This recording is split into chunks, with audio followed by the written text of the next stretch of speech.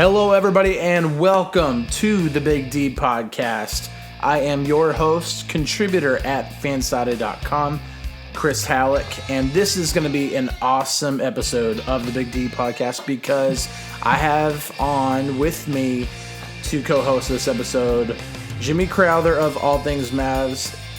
Jimmy, what's going on, man? Chris, thank you for having me on. Super stoked to talk, well, all things Mavs. Obviously, off-season's rolling, so I'm excited. Let's get into it. Heck yeah, man. Just so you know, I said it on the last episode, the one that came out yesterday. When I was talking about the Rangers, I said at the end I was really excited about this episode.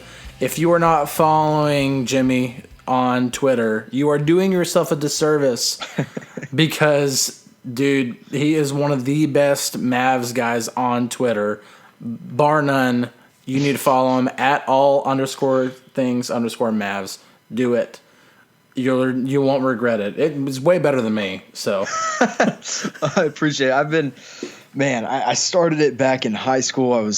I think I was a sophomore in high school, and I was like, I just need to make a Mavs account where I can literally just talk Mavs and not annoy all my normal followers. And then I started giving some takes and replying to people, and it started to grow a little bit. And I was like, dude, why not just kind of keep rolling with it? So here I am, like junior, going into my senior year of college, still almost, helping me make a living here pretty soon. That's awesome. I mean, that's the ultimate, American dream, being your own entrepreneur. And, social media is a great way to grow any kind of a brand, whether it be just an account to get yourself a job in sports media, to do podcasting, sports radio, whatever it is. It's a great way to do it. And, man, you've built it up. It's awesome. Like I told you right before we jumped on, I've been following for a while. It's great stuff, man. So, yeah, thank you, man.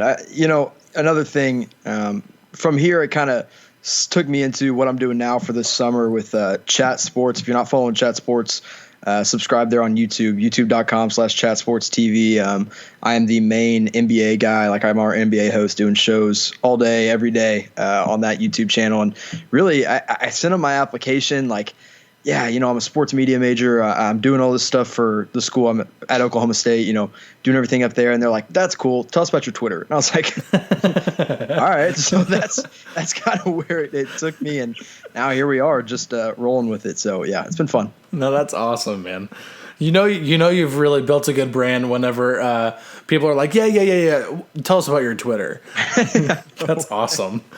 All right. So we're going to jump right in, man. It's the week leading up to Christmas. It really is. We are all kids just waiting to open up to see what Santa or mom or dad or whatever brings us. It can't get here soon enough. I even tweeted earlier, I was like, why do we have to wait until Sunday? This is crazy. Yeah. But first, let's go ahead and talk about it just real quick.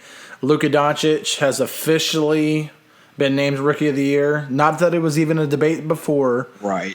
But he's Rookie of the Year. Obviously, we know that he was the better player than Trae Young. Trae Young had a really good run near the end of the year. But Luka was obviously the better player. Just from your perspective, what was the one thing that you can take away from Luka's rookie year that gives you hope that it wasn't just like a fluke or anything like that, that he is a legit NBA star in the making? Well, here's the thing for me, because you got to remember that first half of the season, before we shipped out our entire 4 of our starting 5, we were winning games. Like, we were on track to push for an 8 seed. And our go-to guy in crunch moments in big games was a rookie, Luka Doncic, and he stepped up and did it. And for the most part, Rookie of the Year type guys, I can't speak for every Rookie of the Year, but a lot of times it's, these great players on these really bad teams, not asked to do a whole lot when it matters. But Luka was asked to do stuff when it matters, and he stepped up. And then when it stopped mattering, when the games, when we were pretty much eliminated from the playoffs, he still took control, and he still led this team. And that's what really gives me hope going forward, that when we need him, like next season when we're making a push for the playoffs, he's going to be there for us. He's going to step up, and it's just different, man. It really is. And the way he does it, his confidence, it's all different. Yeah.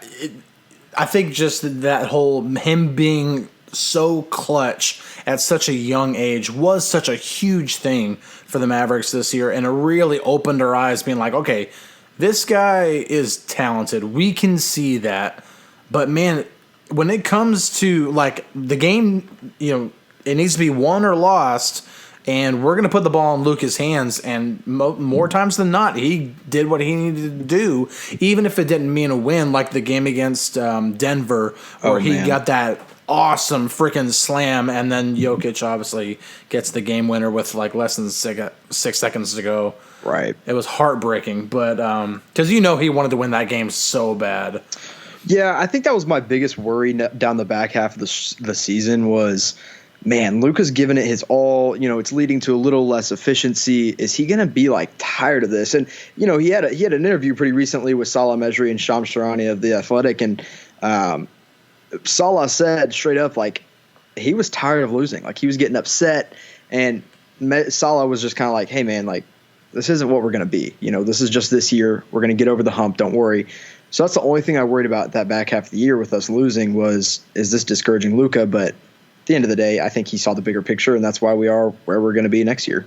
And I'm glad you mentioned Shams, and I'm glad you mentioned being better, because earlier today – we're recording this on Tuesday. This is going to be mainly heard on Wednesday. It'll be uploaded later tonight. But Sweet. Earlier today on Tuesday, Shams reported on Twitter that it's pretty much official that the Mavericks will offer Kristaps Porzingis the 5-year, $158 million max deal. Not that comes as a big shock to anybody. But, it's been reported, it's out there, and that automatically makes the Mavericks better.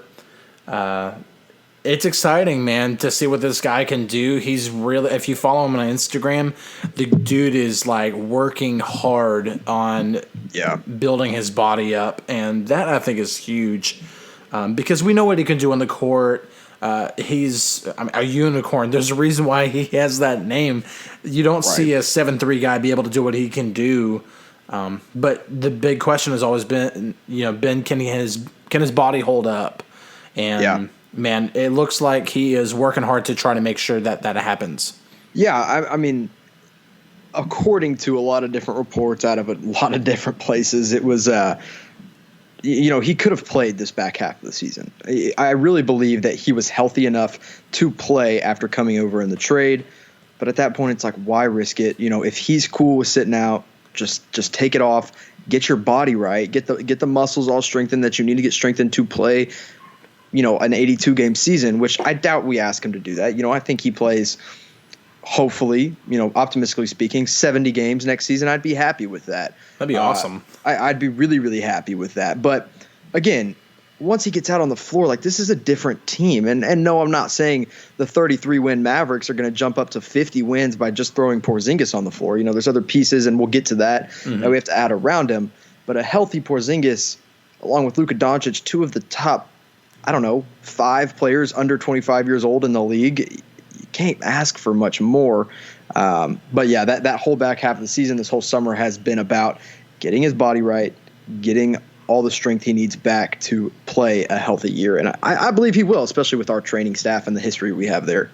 Yeah, Dallas has one of the greatest medical staffs. And plus, it's a fresh start for him. He gets to play with a guy who he respects. And I think that's one of the best things that we can look forward to going into this year, is because he gets to play with a guy like Luka. And it's really exciting. And that's why, we're about to get into all the free agency stuff. I think that's one of the main reasons why it's so exciting, because it doesn't matter what happens next week. Obviously, we want the Mavericks to get a really awesome player, but they already got their guy. Yeah, and for sure. Anything that they add after this is just icing on the cake. So yeah, 100%. And another thing is the fact that, Porzingis would have been a restricted free agent anyway this summer had he not been traded. And I am almost 100% confident that he would have been their top target. They would have thrown this same max money at him regardless of where he was playing.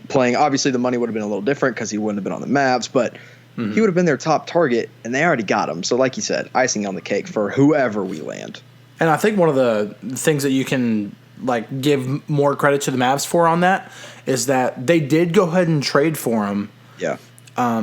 But they used that opportunity to kind of court him over the last several months so that they're not coming in blind to a meeting and being like, hey, Kristaps, you can play with Luka. You can, here's all the things that makes us attractive. And then you possibly swing and miss on this guy.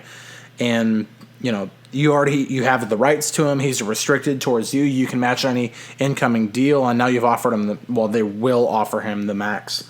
So it's going to be awesome. So getting into the player that is being talked about more than anybody when it comes to the Mavericks, Kemba Walker is being talked about a lot. I think Mark Stein tweeted something earlier about how it's like no stealth whatsoever. Boston and Dallas are going to be the frontline guys going after Kemba to take him away from Charlotte. There's a lot of debate on how Kemba fits. What is your take on how Kemba fits in with Dallas and with Rick Carlisle's system and how he'll play next to Luka? What do you think about that? Yeah, well, here's my thing. The guys in the front office, the guys making the decisions, the guys that will be offering him a contract are a lot smarter than we are. They know. They've been scouting this guy. They know what he can and can't do. And they have consistently insisted that there is a legitimate fit in Dallas with Kemba Walker and Luka Doncic. Number one, that should be enough. Like, we should just take that and run with it. But I know it's not enough, so I'll give you some more stuff. Tony Parker ran point a lot in Charlotte this past season, believe it or not, even at the last year of his career. And Kemba played off the ball a ton, and he was really successful at it. I mean, Rick Bonnell of the Charlotte Observer, who watches every single Charlotte Hornets game, said one of the biggest misconceptions is that Kemba Walker cannot play off the ball. So if you're worried about Luka Doncic losing touches, don't be. You should look forward to the fact that he has someone else to pass to go get more assists. You should look forward to the fact that Luka doesn't have to have the ball in his hands every single possession. Because that last half of the season, it was like, go do something. Like, here's the ball, go figure it out. And if Kemba Walker's on the team, all of a sudden that's not a problem. Now, I do think the biggest concern I have, because I'm not going to say it is a beautiful match made in heaven perfect fit, which I don't think any free agent realistically is, but Kemba's defense is not great. That's pretty obvious. He's not a bad defender, but his size limits him. Like, that's just the truth. Yeah, 6'1". Yeah, I mean, he's a willing defender, which is the most important thing on defense, but size helps a lot, and he doesn't have that. Mm-hmm. Obviously, Luka has his defensive, liabilities here and there. So that is my biggest issue, but it's not an issue big enough to make me shy away from giving him a max contract. Yeah, I don't think there's any reason why a Mavericks fan the thing is that there will be, but there shouldn't be any reason if Sunday evening comes along and if the tweet comes out, the Mavericks have agreed to terms with Kemba Walker. Oh, don't do that to me. I know. Don't tease me like that. I'm not trying to tease anything because, I mean, I don't want to get my head. This is like one of the best and one of the worst weeks. Yep. Because as soon as the tweet came out about the Mavericks expect to get a meeting with Kawhi Leonard, I'm like, don't do that. Oh, gosh. I already know it's not going to happen. I know. But please don't make me think about it. Right. It's like, come on. I mean, I know that if Kawhi came to Dallas, that we're going to the NBA Finals. So don't do that to me. No, but I'm just saying hypothetically, if Kemba does agree to come to Dallas, we should be like celebrating like it's almost the 2011 championship again. It will be awesome. The NBA is a star league. You need stars to be able to compete, and Kemba is a star. Yep. I mean, why wouldn't you want him? Yeah. So the day the trade with Kristaps Porzingis went down, I was in a class, and it was like, I don't know, it was about 3/4 of a mile away from the house that I live off campus on. And the trade happens, it gets announced. In the middle of class, it was one of my less important classes. And I'm not advising anybody that's going to be a college student to do this, but I did it. Packed up my computer, real calm like, and I sprinted home. All of my roommates are Thunder fans, and I just rubbed it in their faces the entire time. And I was in Stillwater. Now, if we sign Kemba Walker, if we sign a star free agent, I'll run all the way from Dallas, Texas, back up to Oklahoma celebrating, because we have never, and I mean never, landed a star free agent. You can say what you want. Chandler Parsons at the time was a big name, believe it or not. Harrison Barnes was a decently big name, but we have never gotten our guy outside of trades. It's just never happened. If a legitimate, bona fide all-star. Exactly. And if Kemba Walker says he wants to play here, I get it. You can make any kind of upset, arguments you want about it, because they're, like I said, it's not a match made in heaven, but no free agent's going to be. But if he says he wants to play here, you can't turn the guy down. That's just the truth. And we won't, the Mavs won't. But man, I'm just excited to at least hear that we get a meeting with him, because it seems to be trending that way, that we'll at least get the meeting. We know that much. I would think, nothing official has happened, because, in the NBA, there's no tampering, wink, wink. But of course not. Right. But nothing's officially been set up, but everybody expects it to be. Charlotte obviously will probably get the first meeting with him, and then I would expect them to get their last meeting with him too. I think they'll get a meeting at the end. Mm-hmm. And then I think it'll be Dallas, the Lakers, and now the Celtics sneaking in.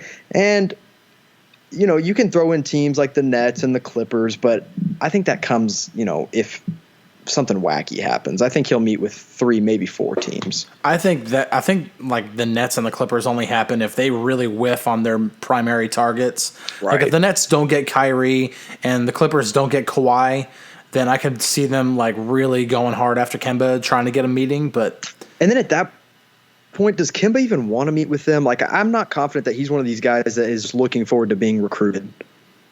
No. I think that he wants to win, right? Am I wrong in saying the dude wants to win? He's been losing in Charlotte.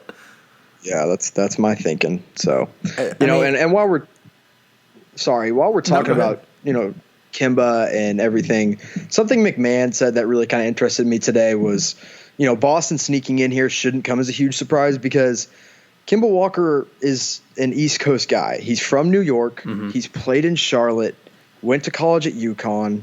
Like, Boston is a legitimate threat, and I hate to pour my water bucket all over Mavs fans' hope that want him, but it is a team to watch out for. Like, I don't think it's just they're just interested. Like, I wouldn't be surprised if they're close to where we are on his wish list, and I don't even know where we stand on his wish list. I don't either. I want to say, just because of everything that we've heard, everything that's been talked about, that Kemba is at least seriously thinking about it. But I can understand Boston being a legitimate threat. I don't understand why. I've been to Boston. It's not that special. And not only that, but I mean, who have we seen that they have just treated super well? Like, they have not treated their players super well, in particular their point guards. Like, I don't know. I get the draw of the East Coast, but like, Dallas is great. Kemba, come on down. Yeah. I'm originally from up north. I've lived in Dallas for 19 years, and I can tell you that if I have to choose between living in Boston and living in Dallas, I'm living in Dallas. Yeah, there you go. You heard it here. Heard it here first, folks. From what a lot of my friends still call me a Yankee. So I'm telling you, I would rather live in Dallas than Boston. It's not even close. Love it. All right, so there's another name that's being really tied to the Mavericks, and I think that this is obviously not quite as exciting as Kemba Walker is, but I would be pretty freaking happy if the Mavericks sign him, and that's Patrick Beverley. Yeah, man. I mean, we know for sure. We were talking about meetings earlier. We apparently know for sure that Beverley and the Mavs are going to have a meeting. We know that, according to Brad Townsend, who's been great this offseason, that Dallas and Beverley view each other as a perfect match, which you don't hear that from many free agents about Dallas. So super, super exciting. Now, I will say this about Beverley. Of course, he's not the max guy, and it's not going to be someone where if the Mavs go out and sign Beverley for – I tweeted out 10 to 15 million. I think that's his price range. I can't imagine he gets less than that or accepts less than that at this point, but I could be wrong. Maybe an 8 million offer, but if you just sign Beverley, can you really count the offseason as a win? I'd lean no. But Beverly plus a piece, that's huge. Oh, yeah. We were talking about this earlier when it came to like cap space and what the Porzingis deal will affect to it. Yeah, how it will affect it. And, I was seeing, I think it was Brad Townsend talking earlier, and he was saying that this max deal will not affect the cap space that the Mavericks project to have at all. So we're looking at 30 to 32 million. If they, obviously if they sign Kemba, that's going to eat up all that space. Right. And then, but if they don't land Kemba, they can get a Beverly, and a lot of people did this earlier on Twitter. The Locked On Mavs guys put out that dollar amount thing. Yeah, that was awesome. Yeah, and I put Beverly, Randall, and JJ Redick. Okay, we were very similar because mine was Beverly, Randall, and Terrence Ross. Oh, okay. Yeah, I kind of went with I like JJ Redick as a shooter. I think that's a good choice too. But I took Terrence Ross with his youth athleticism. Mm-hmm. Took that. Yeah, I just the idea of having a guy that's like a 40% 3-point shooter with Luka on the floor. Yeah, kind of ridiculous. Yeah, that's what I'm saying. Like all he would have to do offensively is stand on the wing and just wait. Yep. Just wait for the floor to open, and then he'll hit you, and that'll be it. So I mean, if they get to that whole split your aces, strategy, and they have to settle for multiple guys, dude. If they walked away with Beverly and Randall, and there's a big debate about Randall too. I like Julius Randall. I'm not just saying that because of the Dallas ties. But I really like his game. Is it same thing with Kemba? Is it a great fit? No.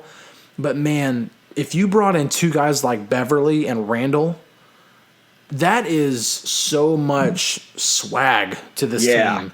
Yeah. And that's what I would love more than anything, along with what they would actually produce as well. Yeah, I mean, Randall was a 20 and 10 guy. His defense in New Orleans was actually pretty pitiful. Great on the wing, which is weird.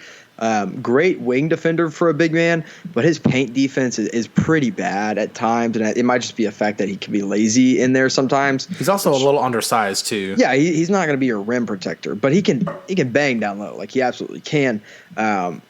Match made in heaven of two guys, a combo, if you're going big plus Beverly, is like Horford. And I don't know if the money works out. I'm still very intrigued about what his contract situation is going to look like, and if Dallas really is the team that is that interested in him, because it's been speculated everywhere. But if you can get Horford to take, whatever it is, let's say it's 20 mil, and you give Beverly 12, I think I like that more than Beverly plus Randall, but I do love the idea of Beverly and Randall. Well, if you think about what's reported as what Horford's been offered, and if it is Dallas and Dallas is playing, no, we're not the ones who offered that. If they're doing that, and that is the contract offered to Horford, I think I heard Jeff Skinwade talking about it, that the first year, because of the way you can structure the contract, right? That the first year would probably be something like 24, 25 million for Horford. I don't remember if that number was right or not, but it's somewhere around there. And if you were to also bring in Beverly, you could look at stretch waiving Courtney Lee, which is not ideal because you'd have to be eating money for the next 3 years. Right. But if you're really desperate to bring in, a Horford and a Beverly, then that is at least an option. It's an option if you can't dump the lead trade to somebody, lead to somebody else and get out of that contract all the way. Right. And another thing, if you want to take the Beverly Randall side, we can play both of it. Randall and Beverly would definitely cost you less, and so you can still go out and get one more guy, I think, not nearly as much as either of those two, but a smaller name on the market, maybe like a Terrence Ross type guy. So I love both of those. At this point, we're going to get into our predictions, so I'm not going to say anything yet, but Beverly plus someone just makes a lot of sense right now. Yeah. Just there seems to be a lot of smoke. I mean, even Patrick Beverly tweeted. What did he tweet earlier? He tweeted at Kristaps after it was announced about the max deal.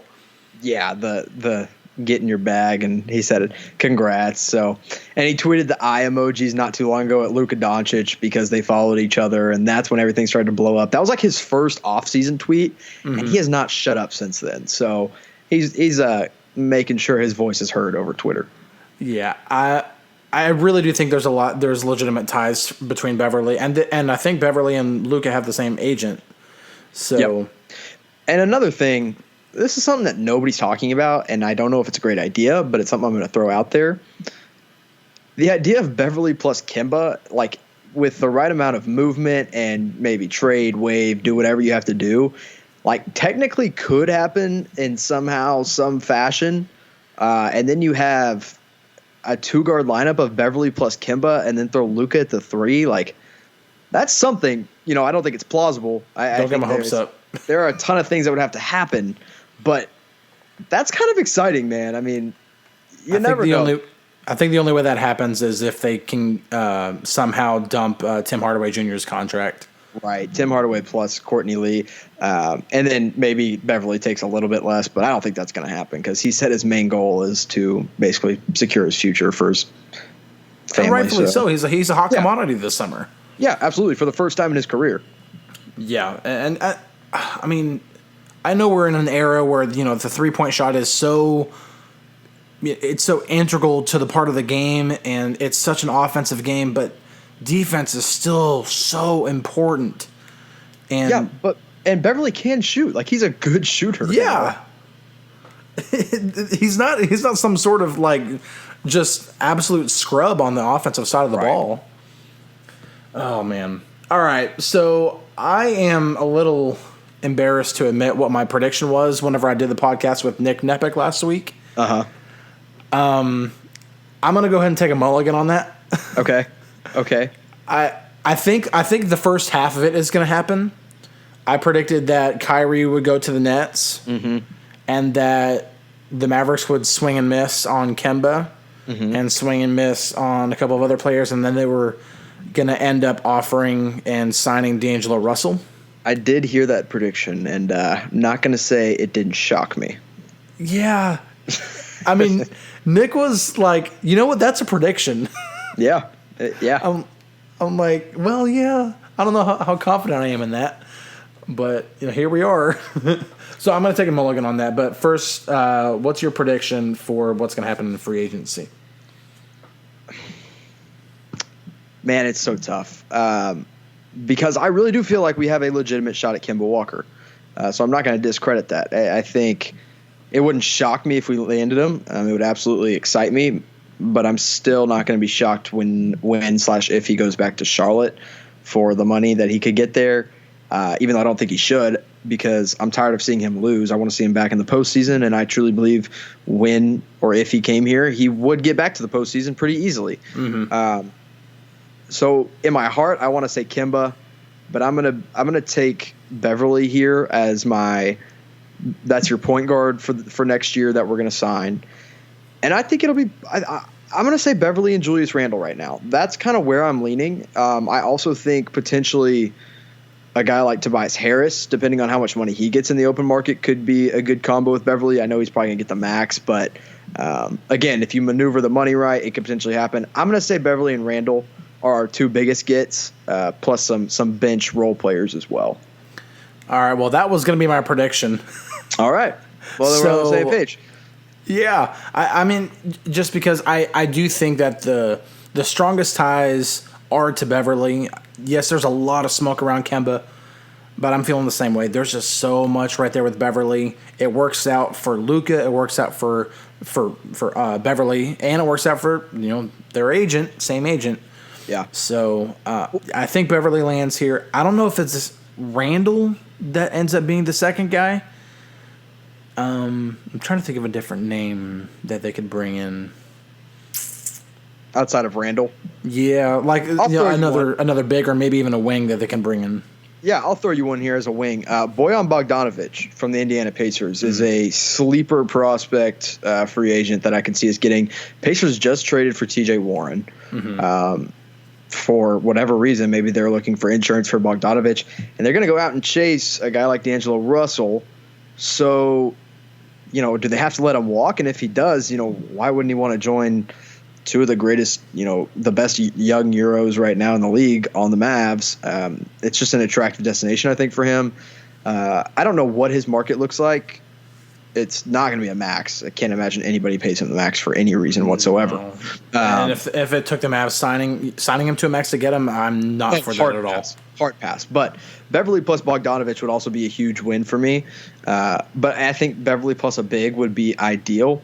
But since you took the Beverly Randall take as well, I'll play devil's advocate here and I say we sign Kemba and then we attract a couple, because I think this is the second most realistic option, is we sign Kemba and we attract a couple veteran free agents that are like, hey, I'll take a little bit less to go to Dallas and play for a playoff spot. And if that doesn't get you hyped, I don't know what will.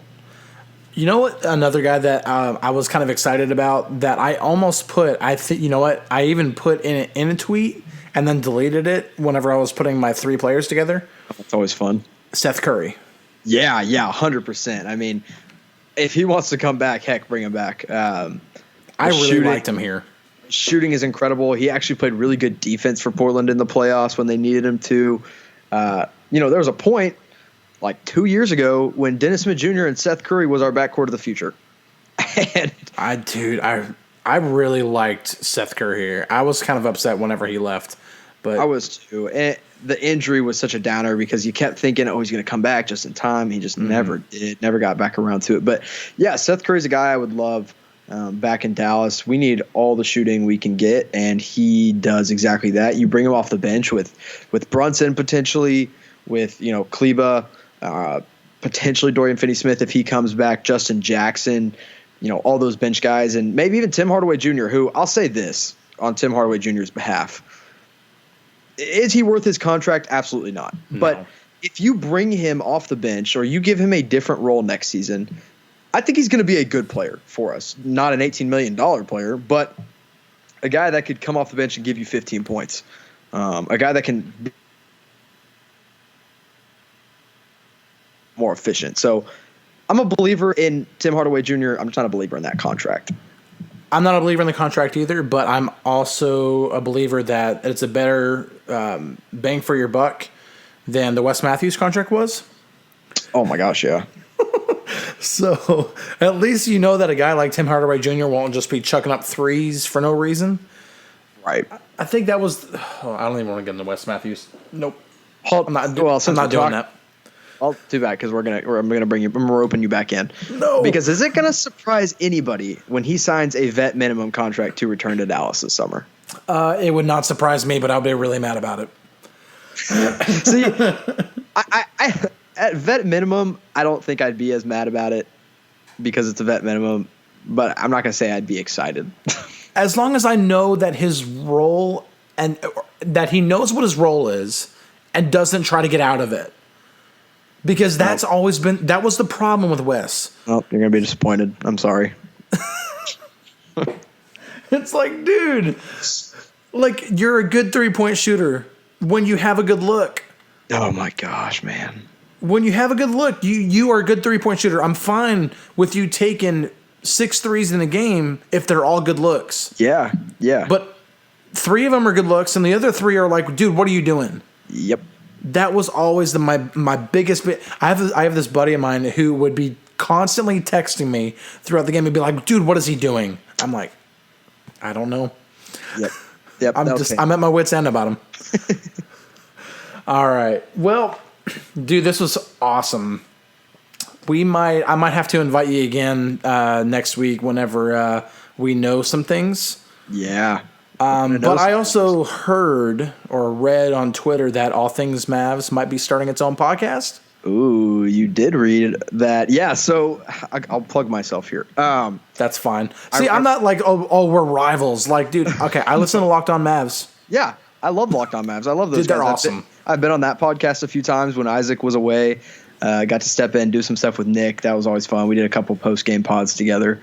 I love those guys, and would love to do stuff with them in the future if I get this pod up and running. But yeah, so I ran that poll. I was like, if I put a podcast out on a regular basis, who would listen? It was 81% people said they would listen. So it's like, that's pretty overwhelming majority there.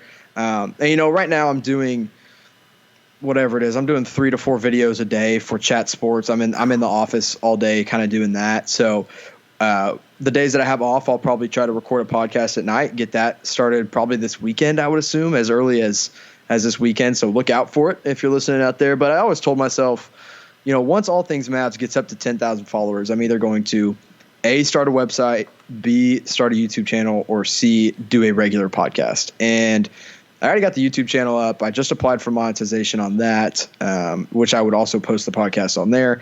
And so now I'll get the podcast up. I just didn't think the website was really worth the time or anything like that. So, yeah, All Things Mavs pod coming soon. I've got a buddy making a nice little intro and outro beat for me. Get Nice. all that going. I'm really excited for that. If you want more of my content right now, make sure you're checking out Chat Sports on a regular basis. They do some really incredible stuff. If you're a Cowboys fan, we have a Cowboys report, all that good stuff with my buddy Tom Downey there. Trying to think of something else to plug, but I don't think I have anything. If you're an Oklahoma State sports fan, next tennis season, I'm going to be the men's sports information director. So if you like men's tennis, check that out. I don't even know what to say. I can honestly say I've never sat through an entire tennis match. Oh, dude.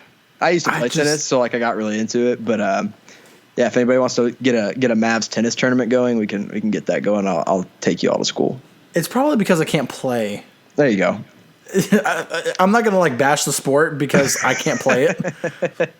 Some people are like, "How do you watch golf?" I'm like, I can play it. Oh, see, not great. I'm not like Tiger Woods or anything. Hey, before we get out of here, I think I have another thing that's not going to surprise me, and I think it's the third most likely option on Dallas's wish list. I think Tobias Harris is very realistic for the Mavs this summer. I think. Oh yeah. I think Beverly plus somebody is probably going to be what happens. I think if Kimbo decides he's leaving Charlotte, I think Dallas is his number one target to come. But if neither of those things happen for whatever reason, or maybe Tobias Harris commits really early on and we get his word, I'm all for Tobias Harris as our stretch four and let Powell and Kleba come off the bench together and then go KP at the 5. And that's my final, those are my 3 biggest predictions for the Mavs this summer. And if any of those 3 things happen, I'm super stoked. Let's get it. Yes. All right. Dude, thanks so much for coming on. Jimmy Crowther from All Things Mavs. We are going to be on top of the Mavericks coming into free agency. We're going to be hitting up the Cowboys training camp coming up in a couple weeks. And I'm also going to do some Stars free agency stuff. Ooh. Because hockey free agency starts next week too. So, all right. Thanks, everybody, guys. I'll catch you later. See ya. Or I'll see you on another time.